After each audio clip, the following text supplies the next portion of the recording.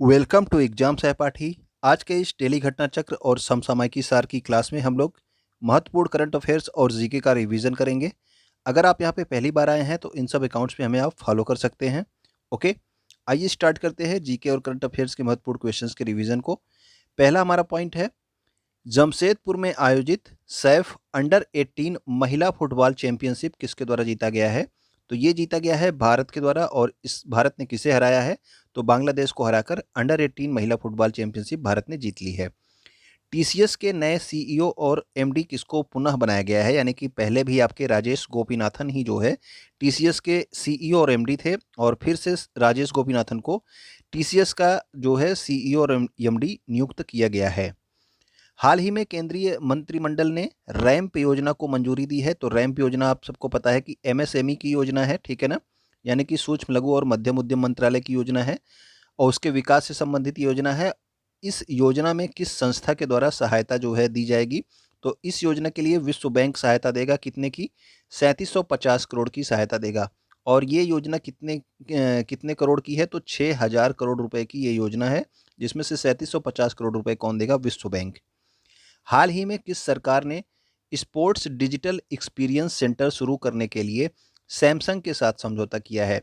तो मणिपुर जो है सरकार ने स्पोर्ट्स डिजिटल एक्सपीरियंस सेंटर शुरू करने के लिए सैमसंग कंपनी के साथ समझौता किया है। मणिपुर में आप सबको पता है कि स्पोर्ट्स यूनिवर्सिटी वहाँ पे स्थित है, ठीक है। भारतीय भूवैज्ञानिक सर्वेक्षण का मुख्यालय कहाँ पर स्थित है? तो भारतीय भूवैज्ञानिक सर्वेक्षण का मुख्यालय कोलकाता में है। और इसकी स्थापना कब हुई थी?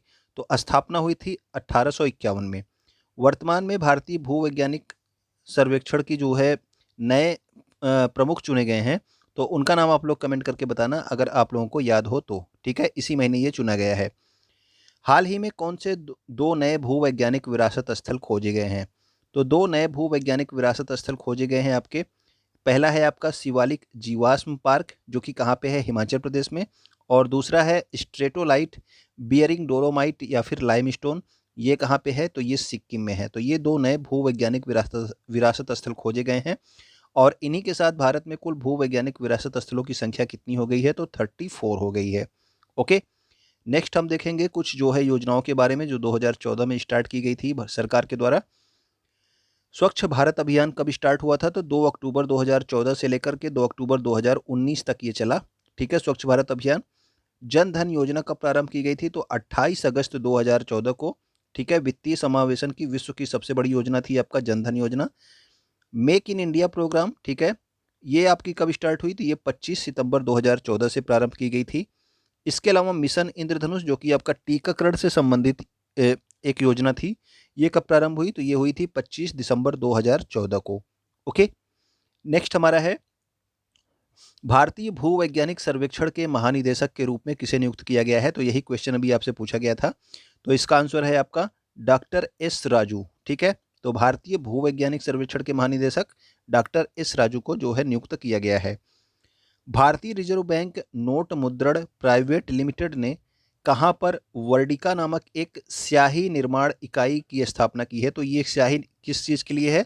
तो जो आपके बैंक, आपका बैंक नोट जो आपका छपता है, उसमें जो स्याही यूज होती है, उसके लिए आपका एक स्याही निर्माण इकाई स्थापित की गई है, जिसका नाम रखा गया है वर्डिका। और ये कहाँ पे स्थापित की गई है वर्डिका?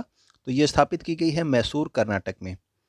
विचार और अभिव्यक्ति की स्वतंत्रता संविधान के किस अनुच्छेद में है? तो याद रखना, इसे प्रेस की स्वतंत्रता भी कहा जाता है, अनुच्छेद 19(1)(a) में। ओके, नेक्स्ट हमारा है, 4 अप्रैल 2022 को किस राज्य ने 13 नए जिलों का निर्माण किया है? तो 13 नए जिले बनाए गए हैं आपके आंध्र प्रदेश में।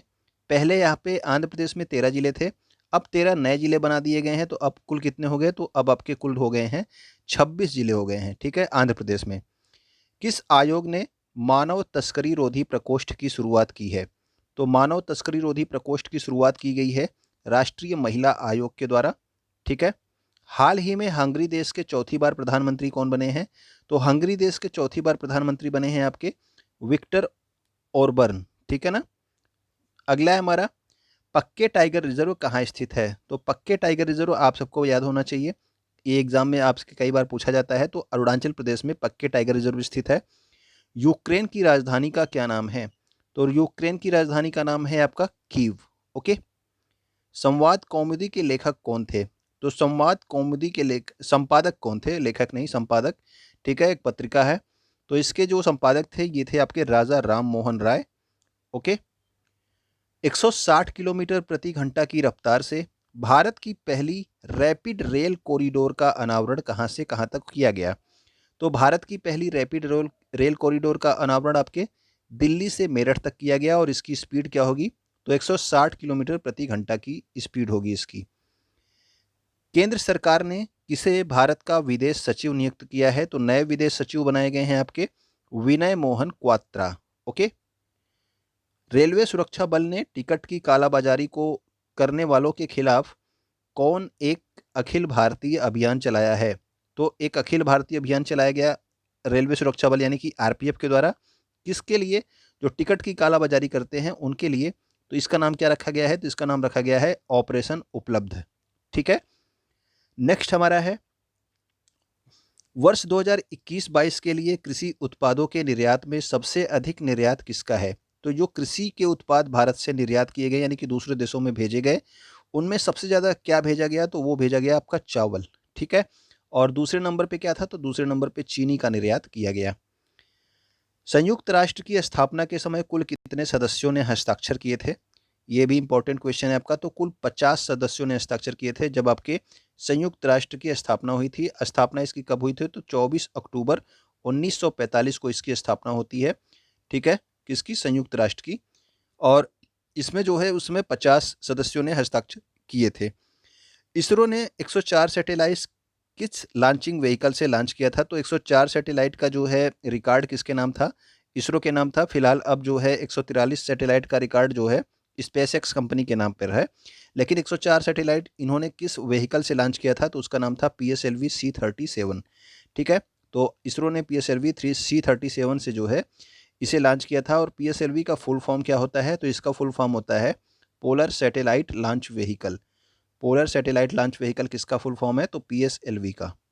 भारत सरकार के पशुपालन और डेयरी विभाग ने किस राज्य में one health pilot project launch किया है? तो one health pilot project Uttarakhand में लॉन्च किया गया है। किस राज्य सरकार ने मुख्यमंत्री उद्यम क्रांति योजना की शुरुआत की? तो मध्य प्रदेश सरकार के द्वारा मुख्यमंत्री उद्यम क्रांति योजना की शुरुआत की गई है। हाल ही में पत्रकारिता के लिए चमेली देवी पुरस्कार 2021 किसे प्रदान किया गया? तो चमेली देवी पुरस्कार किस लिए दिया जाता है? तो ये दिया जाता है आपका पत्रकारिता के लिए। और ये इस वर्ष 2021 के लिए जो है प्रदान किया गया है आरिफा जौहरी को। ठीक है, आरिफा जौहरी को दिया गया है चमेली देवी पुरस्कार 2021 पत्रकारिता के लिए। अंतर्राष्ट्रीय मुद्रा कोष यानी कि इंटरनेशनल मॉनिटरी फंड और वर्ल्ड बैंक यानी कि विश्व बैंक का मुख्यालय कहाँ है? तो ये दोनों आप याद रखना। अधिकतर के मुख्यालय आप लोग जेनेवा लगाते हैं, लेकिन अंतर्राष्ट्रीय मुद्रा कोष और विश्व बैंक का मुख्यालय वाशिंगटन DC में है, USA में। ओके। नेक्स्ट हमारा है शांति का नोबेल पुरस्कार 2021 किसे प्रदान किया गया? तो शांति के लिए जो नोबेल पुरस्कार था ये दिया गया है दिमित्री मुरातेव और मारिया रेसा को। तो दो लोगों का नाम याद रखना, दिमित्री मुरातेव और मारिया रेसा, शांति का नोबेल पुरस्कार। हाल ही में कौन सा देश आपदारोधी अवसंरचना गठबंधन में शामिल होने वाला 30वां देश बन गया है? तो आपदारोधी अवसंरचना गठबंधन में नवीनतम जो सदस्य देश बना है वो है आपका मेडागास्कर। हाल ही में किस बंगाली लेखक ने 2022 का प्रतिष्ठित ओ हेनरी पुरस्कार जीता है? तो ये जीता है अमर मित्रा ने। इसरो के द्वारा आदित्य L1 मिशन किसके अध्ययन के लिए तैयार किया गया था? तो आदित्य जो है ये आपका सूर्य का जो है पर्यायवाची होता है। तो याद रखेंगे कि ये सूर्य के लिए एक मिशन है। किसके द्वारा? इसरो के द्वारा। आदित्य L1। महान्यायवादी का पद संविधान के किस अनुच्छेद में वर्णित है? तो अनुच्छेद 76 में महान्यायवादी का जो है वर्णन किया गया है। वर्ष 1939 में कांग्रेस के त्रिपुरी अधिवेशन में, तो ये त्रिपुरी अधिवेशन जो है जो हुआ था ये त्रिपुरी कहाँ पर है? तो त्रिपुरी मध्य प्रदेश के जबलपुर जिले में जो है स्थित है। ठीक है ना। तो 1939 में हुआ था त्रिपुरी अधिवेशन और इसमें जो अध्यक्ष पद का चुनाव हुआ था इसमें सुभाष चंद्र बोस जीते थे पट्टाभी सीतारमैया को हरा करके। लेकिन जो है महात्मा गांधी पट्टाभी सीतारमैया को जो है क्या बनाना चाहते थे? अध्यक्ष बनाना चाहते थे। तो सुभाष चंद्र बोस ने क्या कर दिया? इस्तीफा दे दिया था और राजेंद्र प्रसाद जो है त्रिपुरी अधिवेशन की अध्यक्षता की थी। ठीक है, राजेंद्र प्रसाद ने। हाल ही में किस देश के शोधकर्ताओं ने HD-1 नामक एक नई आकाशगंगा की खोज की है? तो HD-1 नामक एक नई आकाशगंगा की खोज करी है जापान के शोधकर्ताओं ने। संघ लोक सेवा आयोग का नया अध्यक्ष किसे बनाया गया है? तो ये बनाए गए हैं मनोज सोनी, यूपीएससी के नए अध्यक्ष। ठीक है ना, संघ लोक सेवा आयोग यानी कि यूपीएससी है। हाल ही में किस राज्य सरकार के द्वारा 1064 भ्रष्टाचार विरोधी मोबाइल ऐप लॉन्च किया गया? तो 1064 भ्रष्टाचार विरोधी मोबाइल ऐप उत्तराखंड सरकार के द्वारा लॉन्च किया गया है। संगीत नाटक अकादमी की स्थापना कब होती है? तो 1952 में।